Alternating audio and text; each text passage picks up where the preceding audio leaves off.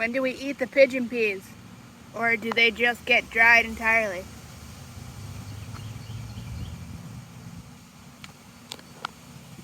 I guess I should say for the regular version of the video, it's April 19th, 2026. This is a former feral passionflower, native passionflower that we dug up and put in a proper container.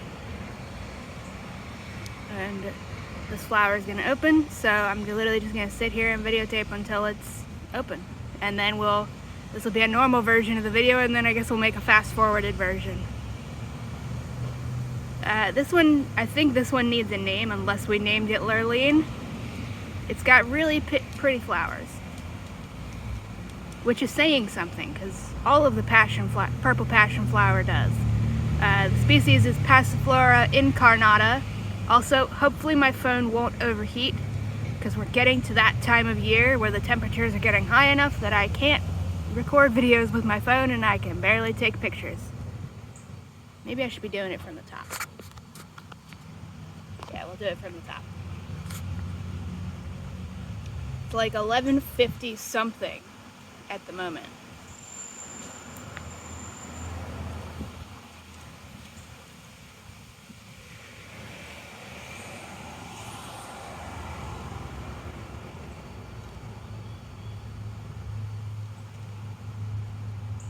The phone is telling me, move back to improve focus, like it's not perfectly in focus right now.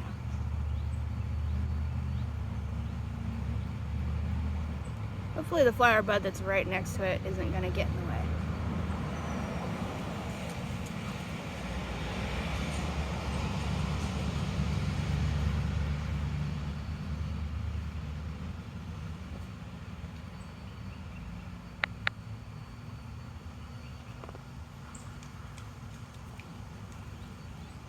Ants are crawling on my foot, but they're the friendly ants, so it's fine.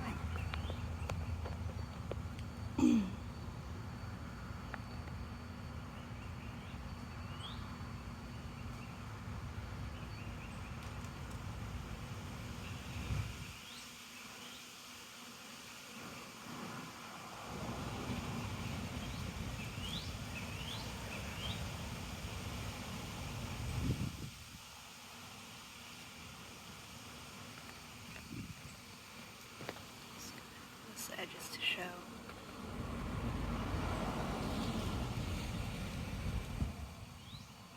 Should I be talking about something? Possibly. I said the species name, Passiflora incarnata. If you're like the whole eastern United States, possibly it goes into Canada. I don't think it goes into Mexico. I think that's slightly too far west and south. You can find these growing in the wild. Usually they have 3-lobed leaves, but not always, because they can have little mutations where they'll get 5 and like have 2 little extra baby lobes at the base, so they look like a hand. But that's pretty rare. Usually they'll only have 3 lobes. They got little serrations. And you'll see what the flowers look like once this one's done opening. You can literally see it happening in front of us.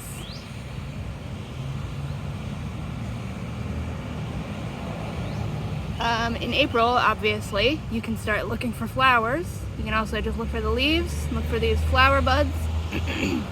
The flower buds on each individual plant will be slightly different shape. These ones are pretty short and squat. Other ones are longer, taller. Just like animals, individual plants have their individual characteristics, and if you look closely, or sometimes it's really obvious, you can tell them. If you're further north than we are, look at that ant. That's one of the nice friendly ants. What species is it? We don't know. It's part of a species complex called the field ant, something with a P, Pallidifulva, something like that. That's probably not correct. I have a plant smacking me in the face.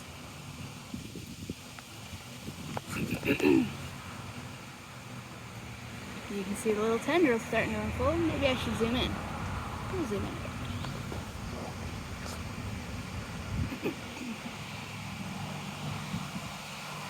I'll zoom back out.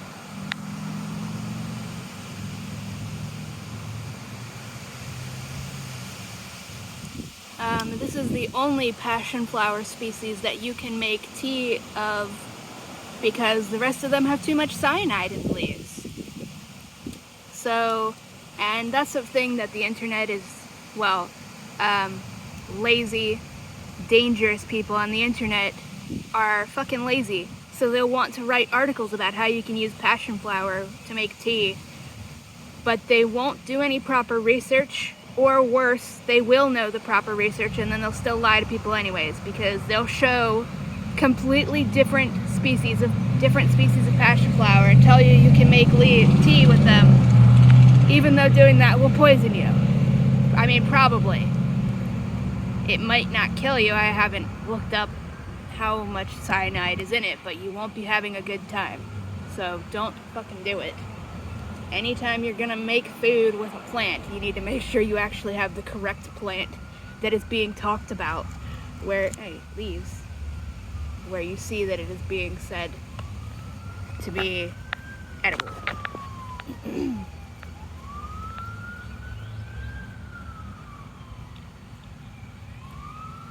But yeah, you can make tea from these leaves. I haven't tried it yet because we usually have tons and tons of caterpillars on them. This is a host plant for at least 6 different species of butterfly, possibly more. The ones we usually see is the Gulf fritillary, and then the zebra longwing. Rarely we have gotten the variegated fritillary, but that is also possible. Gulf fritillaries, if you are in the south, they're the orange butterflies with the spots and stripes you see everywhere, like probably the most common butterfly down here. Zebra longwings are black with like diagonal white stripes, white or yellow. They got long wings. They kind of, when they fly, they look like a little leaf fluttering down in the wind. Variegated fritillary, I haven't seen too many of them. I think they're like darker orangish or maybe reddish. I don't know. I'll have to look up pictures.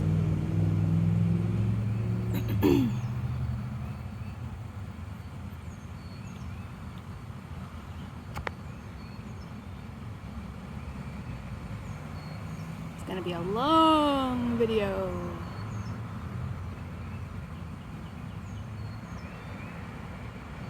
Let me just switch hands.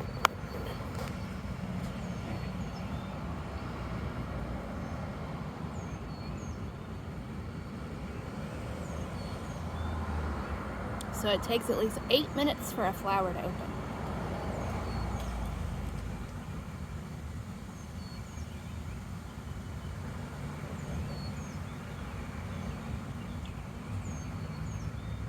No, this other hand is too awkward.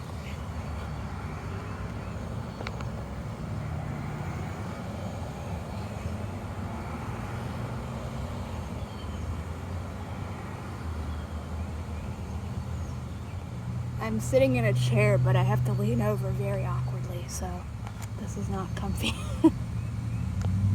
You can start to see some of the flower parts. I'll zoom it. Well, maybe I shouldn't be zooming in if it's going to be fast forwarded.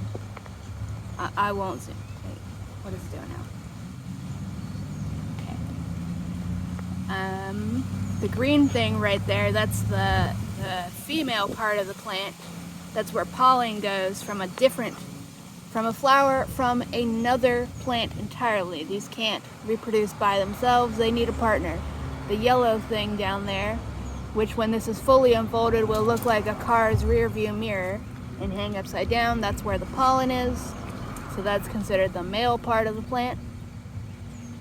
If you find passion flowers and you want fruit, well, Passiflora incarnata, you take that little yellow thing where all the pollen is and you can carry that to another individual, because these will spread out a lot because they need a partner. So they pop up in one place as a seedling originally, and then they will spread out underground and send up new stems wherever they can and go as far from their original spot as possible.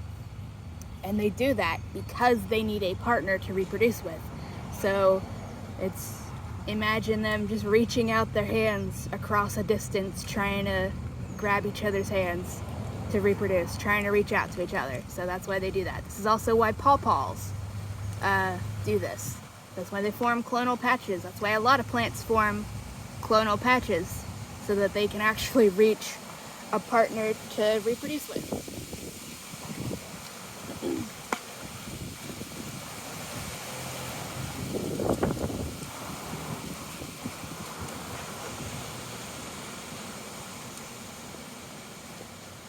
What was I saying? The fruit on these, for us, it always stays lime green, like the shade of green that these leaves are, but maybe slightly lighter, slightly darker than the flower buds, but it just stays green for us. Some places, it turns yellow. We've never seen that happen. The fruit is green, the fruit is ripe whenever it falls off the plant.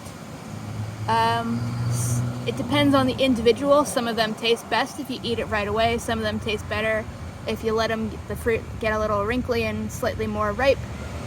You'll just have to test it with the individual plant that you find.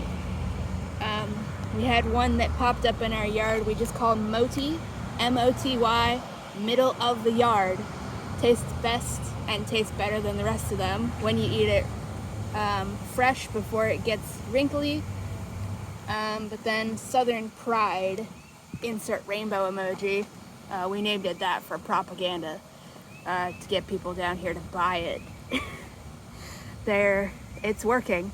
Maybe the name isn't working, but it's working. We might just rename it. That one it doesn't have a lot of flavor, but it gets a little bit of flavor when it starts to get wrinkly. So if you find some passion flowers, maypops, purple passion flowers, whatever you want to call it, just get at least 2 fruits, eat one fresh, see if it tastes good, let one sit on the counter for a few days until it gets a little bit wrinkly, and try it then, see if it tastes good, see if it tastes better, see if it tastes more boring. You got to make this call for every individual plant. Their flavors can vary a lot as well. They can be really sweet, they can be really sour, like pineapple or whatever is sour, not like in a bad way, but like the flavorful way. They can taste really tropical, all that stuff. Just depends on the individual cultivar. All of our little cuttings that we are doing are cuttings of the Southern Pride one, specifically because that one grows like crazy. It grows super fast, super vigorous. It's in the ground and it's not wilting at all, even though we are in a drought. This one we did have to water in the container because we're in a drought. Also, pro tip, if you are in a drought or even just regular summer and it's hot, water the leaves of your plants, not only to help cool the plant off, but more importantly so that bees and wasps and stuff can just come and get a drink of the water from the little droplets. Because bees and stuff, they also need to drink, and when it's hot out they get dehydrated just like we do. So just try to do stuff so that they can get water without drowning. You can put some pebbles and stuff in a tray of water and fill that up, then they can sit on the pebbles or even drink the water off the pebbles, or like glass marbles or something like that. Wildlife needs to drink water just as much as we do, so try to provide it for them in any way. If you can get a bird bath, they're kind of hard to get if you don't have a car. At Walmart I found a little hanging plastic bird bath. I would prefer a concrete one because it can't break or whatever in the winter, but alas, can't carry that home. We can see the flower continuing to open. Now you can see a bit more of the reproductive parts. They will usually have 3 of the, we just call them rearview mirrors, 3 of the pollen parts, and 3 of the, or maybe I'm counting wrong. I think it's 5 of the pollen parts and 3 of the little, they kind of look like a little club, like the end of a little, like a bone, like the end of an arm bone or whatever. the female parts, there's 3 of them. I think there's 5 of the male parts. You'll see as it continues to unfold. Hello, ant. You want to climb on my hand? Ant climbing on my leg. Tickly.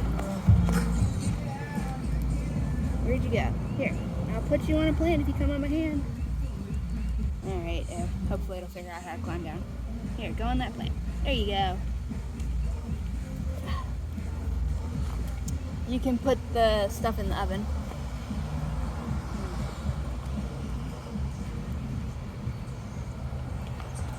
It's 15 minutes and it's like halfway open maybe.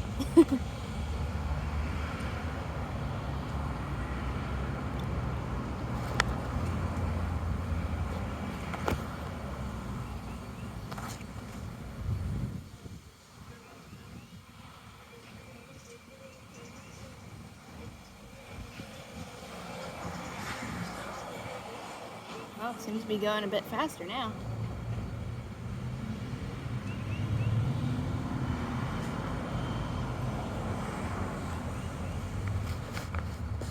Also, if you notice those little ants on the side there, this plant has what are called extra nectary nodes or extra floral nectaries. Means nectar spots you can get nectar that's not a flower. They have them at the base of flowers, at the base of leaves, and that is specifically to attract ants to eat anything that is eating the plant. So this is currently covered in little cute ants. I'll just describe the ants. They are darkish reddish brown. You guys gonna hold still long enough? Reddish brown, normal sized head, slightly. Okay. This one's doing that.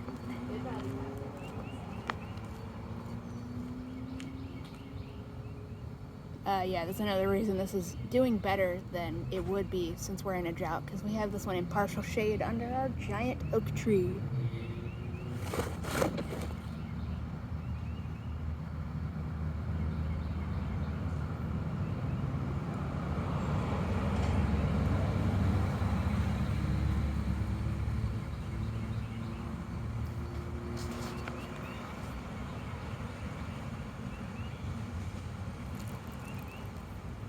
Also, I'm trying to water plants with a little cup of water here. We have one cutting as an experiment in a cup of water that has dirt in it instead of having drainage holes. It doesn't seem to be doing much better than anything else, so I'm dumping out some of the water. Partridge pea, just for the record, seemingly does not require cold stratification because I collected some in the fall, and the little seedling it's got 2 true leaves now. It's like maybe an inch tall. I'm very proud of it because they are going to be beautiful. But I won't interrupt this to show it. I'll show you at the end.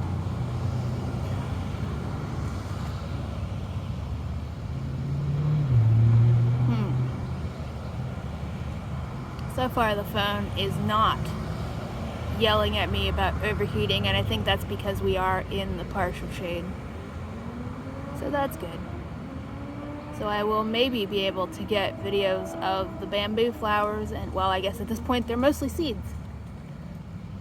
Because, yeah, when it starts getting 90 degrees out every day, my phone does not want to handle it at all.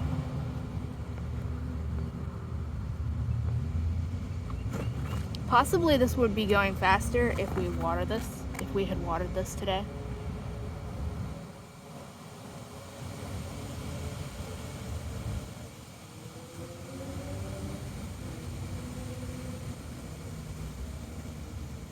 Anyways, the thing about native plants is, even if they're in containers like this one is, they can survive droughts much better than non-native species that require lots of water. Like, even our hopness is doing fine. Mostly, I will say, because I put them in containers that keep a reservoir of water. But like, if this were just something, I don't know, Oh my gosh. I just saw an ant just get blown off the plant by the wind. Hopefully it's okay. That was... Oh my gosh. Imagine being an ant and that happens, and you're falling off the equivalent of a skyscraper. I've never seen that happen before. Also, while I'm just thinking of things to talk about, over on the side of our yard, closer to the other passion flower, it's very interesting. There's a mound of ant nests, and there's the big friendly species complex that are the orange guys. They are like less than a foot away from little big-headed ants, the black big-headed ants. And they're not attacking each other. Their nests are like indistinguishable from one another unless you're looking at who's coming out of what. And they're just hanging out together. It's very interesting. It's like everybody always says ants are vicious towards each other and will kill each other. These guys they're just going about their business. They don't seem to care. It's very interesting. Oh, I'm getting bitten by a gnat. On my elbow.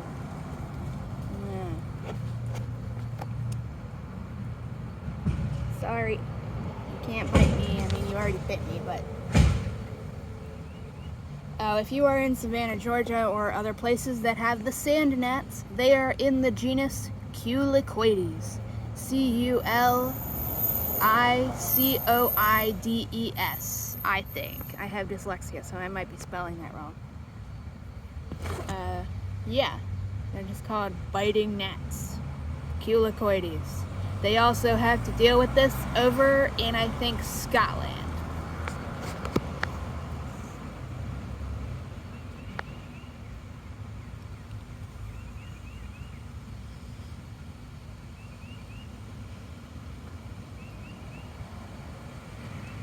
"22 minutes. I should probably check my phone battery. Okay, 43%. We're fine. The other flowers on the other one opened much, much faster. Probably because that has a taproot that goes into the ground.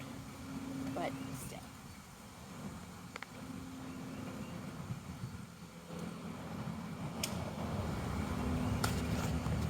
So next time I'll film that one opening its flowers.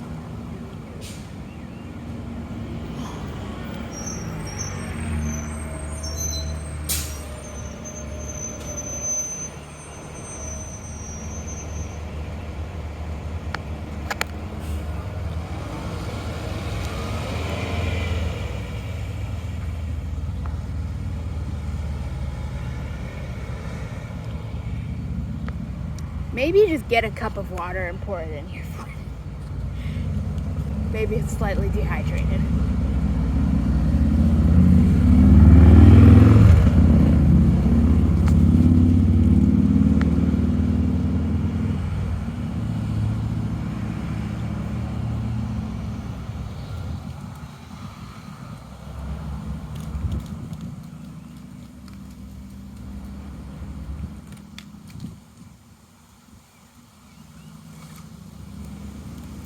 Oh, well, no, I guess I would interrupt this.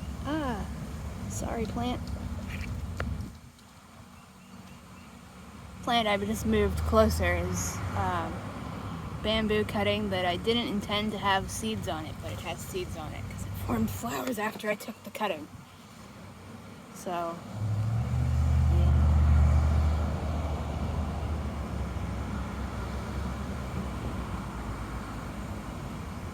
This one over here is looking like it's getting ready to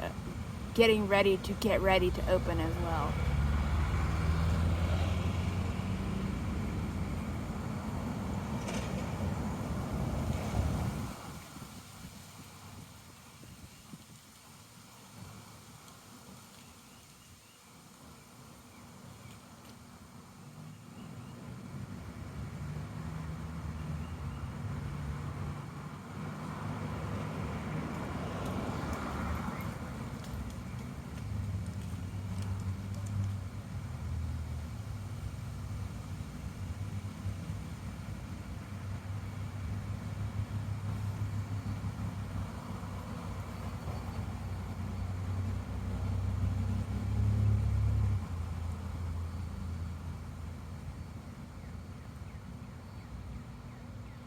we see some more of the flower parts. Very slowly. Oh, I can't see for no reflection on the front. Now I see the leaf. There you can see more of the rear view mirrors, as we call them.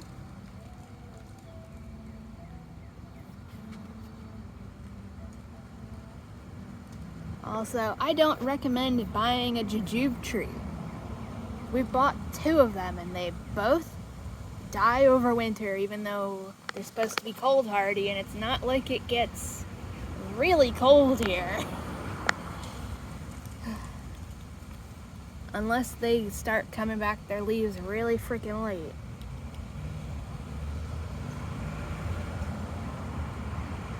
And by we bought 2 of them, I mean we bought one year and then it died. We're like, okay, maybe that was just bad luck. Mozzarella sticks done? No, but they're in the oven. Okay. It's suddenly speeding up over the last 30 seconds.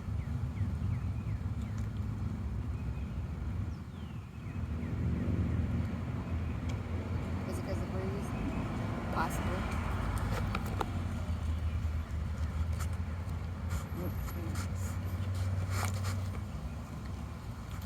You can just clip that. The flower bud is in the way. Like that. Stick that. There we go. Oh. Is there another one opening? Okay. Alright. Hidden. There's another one opening on the side.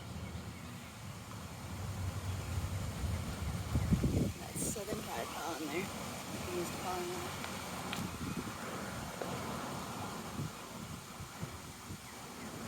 Okay, so I've been brought some of the rear view mirrors from the other cultivar.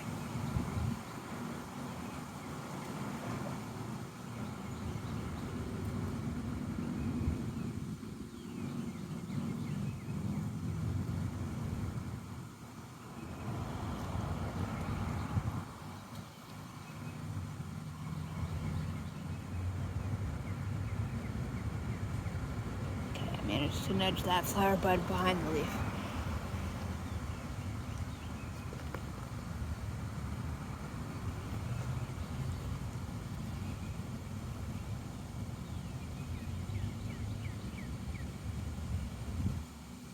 "28 minutes.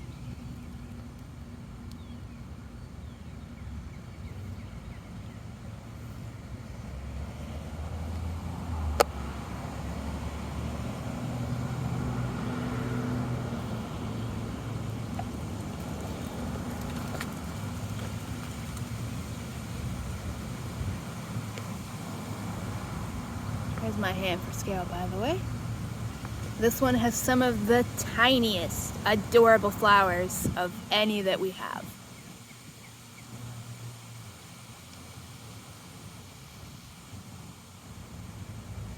We have one that popped up as a seedling in a gray bin, so we've just named it Gregor. But that one's got the prettiest flowers because the tendrils are just so dense and like a lavender color. These ones are a darker purple.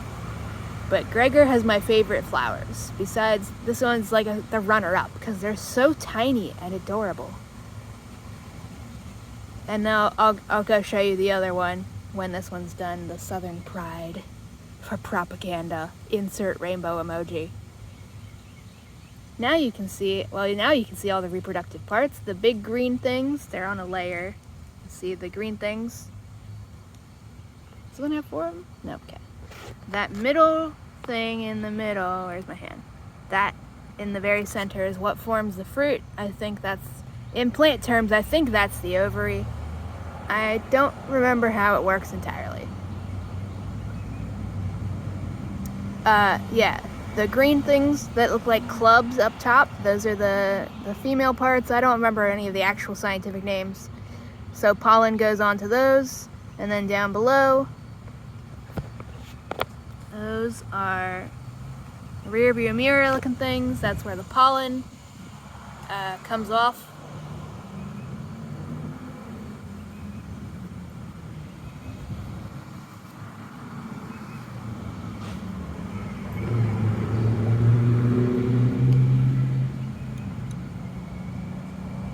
So if you want to pollinate flowers by hand, pinch off one of the rear view mirrors.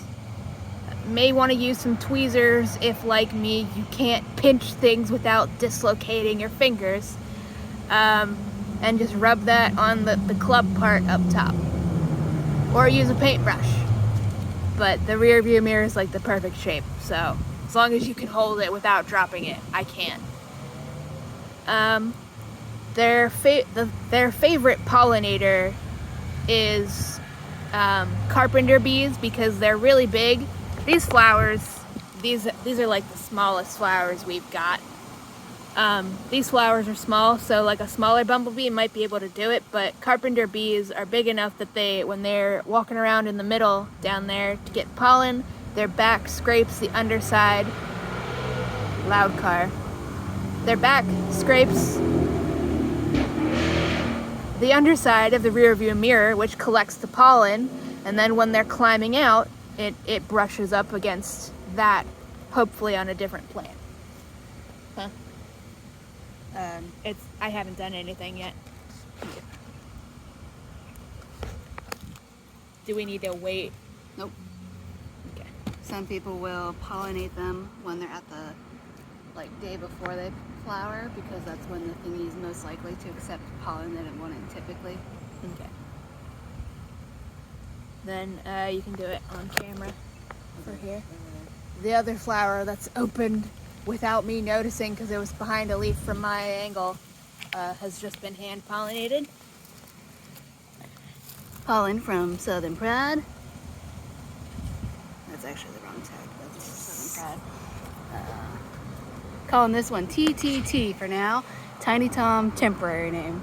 Scoot that back a tiny bit. Actually, or tell it so I can see the screen, since I can't see. I can't see the screen at the moment. Let me turn the brightness up. Oh, it's all the way up. Okay, let me grab another pollen thingy. There you can see the pollen sticking. Yeah, you just take a rear view mirror. That's what I've been calling them the whole time. From one plant and take it to the, usually just 3 of these. Some of the Southern Pride flowers have 4. Southern Pride is a mutant in many ways. Can't actually see what I'm doing over here, but you're just rubbing It's all the working. pollen over there. It's working. Okay. Yeah. And then highly recommend making a little plant tag that says what it is, and then just stick it somewhere. Mm-hmm. Sit back out. Almost fully open now. Does they smell? Yep. I'm pollinating the ones that are inside the dog area fence. The ones on the outside have been pollinated with edgeless. And the cheese sticks All right. are done. We'll pause this. Yeah, I'll pause it, and then we'll go over and show you pollinating the other one that this one just got pollen from. Alrighty. We're over here with the one we call Southern Pride. You can see the differences in the flower. This one's much kind of pinker, like almost magenta, but not quite. Well, that just went over there. But we have the pollen parts from, what are we calling it? TTT? Tiny Tom, temporary. Look at this moth. That's a moth. I assume. Yes, it is. Let me get it. I think it is. Is it a tussock moth? I don't know. The weird little hairy legs. Something. Anyways, this is a flower that, even though these are all Yeah, you contain can like both look at the parts, difference of the flowers. there's a technical term that this is like a male flower, because these are still pointing up. So it'll produce pollen, but it won't accept pollen, even though it has both parts. It's a thing that some incarnatas do when there's like plant stress sometimes. And then this one is a weirdo because it's got 4. Look, yeah, look, look. Hold on, that one Has 3, but they're That pointing one. up. and then this one's got 4 instead of 3. Put your other hand out so I can use 2 hands. Yeah, I'm literally just rubbing it on there. And this does produce really big fruit, but like I said, it doesn't have much flavor. And But- it's not as full Yeah, there's not, it's big, it's a big shell of the fruit. So we're not going to pollinate that one because that one won't accept it. So this one's in. There's another one before. Here's, did you get this one? This one you can see has, oh yeah, I can see the pollen on it. Yeah, I pollinated that with That one's edgeless. got 3, like is considered Here's another normal. one with 4. Here's another one. Well, the leaf's in my way now. Here's another Here's one. another with one. 4. Southern Pride also has a few thingies where they're coming. There's 2 flowers coming out of the same node. You're like trying to pull it the wrong way.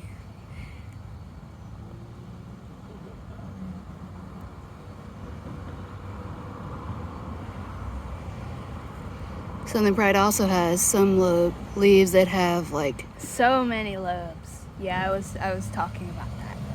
Well, not that in particular, but this one. it's just a weirdo. Yeah, it's very mutatey.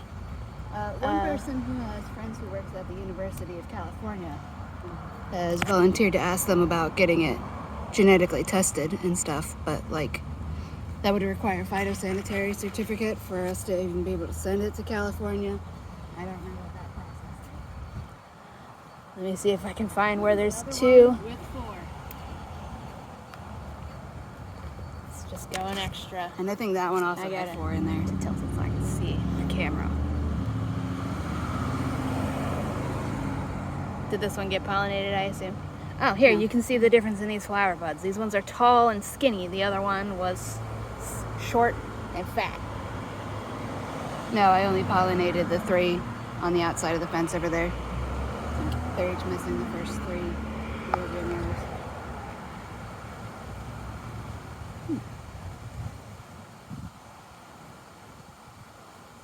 Are there any things where the flowers are, there's 2 flowers per node over here?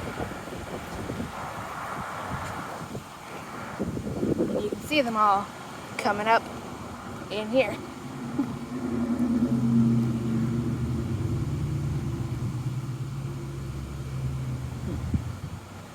Let me walk around to the other side. Now the phone is starting to overheat. See that?